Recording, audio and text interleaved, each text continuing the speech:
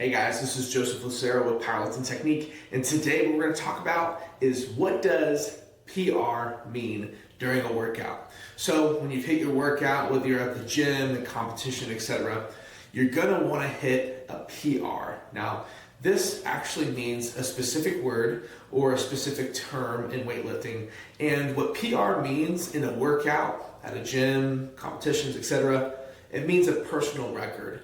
PR is also known as a personal best, your 1 rep max. So some of those terms become interchangeable, but we like to use the word PR because it has to do with you and your performance. So again, what does a PR mean? It means a personal record, and it can be for anything. You could have a PR for your squat, your bench, your deadlift, power clean. It can be relevant to any kind of strength athlete, what they're choosing to accomplish.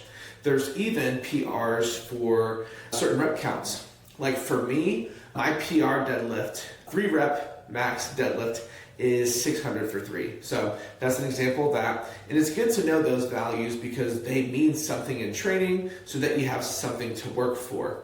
One big question that a lot of people have been asking us about PRs through our website is, what is a good PR for weightlifting? And whether we're talking about squat, bench, and deadlift, the best way I can define a good PR for weightlifting when it comes to the squat, the bench, and the deadlift would be a specific ratio of your body weight. For most people, especially the clients I work with, we hyper focus on the squat, the bench, and deadlift, not just because we are powerlifters, but because having a good squat, a good bench, and a good deadlift is indicative of having a strong anatomy and all those muscle groups included.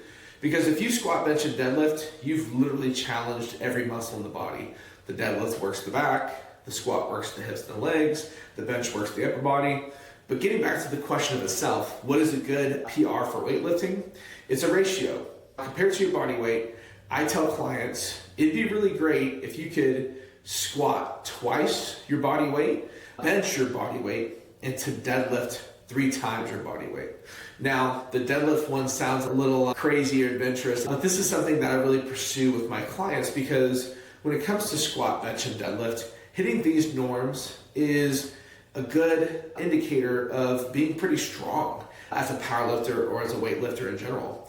If you want to bring it back a little bit, it could be benching your body weight and doubling your body weight for your squat and for your deadlift. But because most people will traditionally deadlift more than their squat, I definitely advocate for the fact that you should try to work for a triple. So if I weigh 200 pounds, which I don't, that means I should be able to bench press 200, squat 400, and deadlift 600. So if you're someone who's close to 200 pounds, which seems to be the average person right now, and if you're hitting those numbers, then that means you're going somewhere with your lifts. You're going in the right direction with your muscle anatomy. So congratulations. Hopefully that's working out in your favor. But let's say you're working towards a PR or 1 rep max and you're trying to hit these milestones.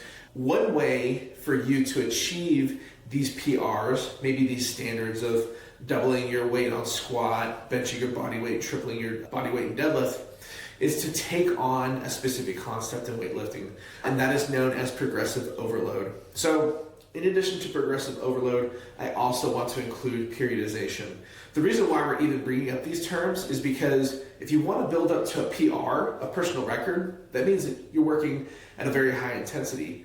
And when you start your training, you should start at a low intensity, more reps, and then you should be building up each week to a PR and then starting back over. Building back up to PR, starting over. And the reason why you do that is because you're trying to periodically challenge your anatomy to see, are you trending in the right direction? Last time I benched 200. Now this time I benched 210. Now I can bench 220. So when you're building up to that PR or that 1 rep max, taking on progressive overload means progressively overloading your body within training to make sure that you build up to this personal record. I advocate for the fact that for people who are on this fitness journey and want to build up to this, you should probably build up to a PR every 12 to 16 weeks. Periodically hitting this new milestone should also affect all other parts of your fitness as well. Because if you're squatting more, your legs are probably getting bigger, you're probably becoming more explosive, becoming more fit. That's a good thing. So for people who are on their fitness journey, maybe they're not powerlifters, maybe they're taking their strength training in a little bit of a different fashion, people should still try to hit PRs because this is to help measure your ability on if you're showing growth or if you're not showing growth. But let's say you are a powerlifter or a strongman or anybody competitive in strength training, Olympic lifter, etc., or you do Olympic lifting. There is a difference between a personal PR and a competition PR. So for me, for example, when my best deadlift is 660 pounds with the straight bar, I almost forgot. I had to go back and think about it. But that actually happened inside my home gym. I hit that weight inside my home gym. I didn't hit it in a competition. Unfortunately, my competition PR is 10 pounds less. It's 650. So some people, when they talk about their PRs, it depends in some fashion. Did it happen in the gym? Did it happen in competition? Because competition PRs are held to a standard by officials that'll hopefully push you and make sure that the standard and the technique of your lift was good to go. And sometimes we're in the gym when we're with our buddies, we might be not squatting to depth. Maybe we're tapping our bench, not pausing. Maybe a deadlift, we didn't lock it out. It's still great to hit a personal PR, but to hit it on a good stage in front of people who are judging you for a specific standard, a competition PR tends to be a little bit more desirable than just a personal PR. But at the end of the day, the PR that you want to achieve really depends on where you are with your training. And to hit specific PRs means that you're trending in the right direction based on what kind of milestones you're hitting in your training. So for me, myself, I think you need to challenge yourself to hit a PR. You need to go for personal records because what's the point of training if you're not showing growth and development over time? So again, my name is Joseph Lucero with Powerlifting Technique. If you enjoyed the video, please leave a comment below.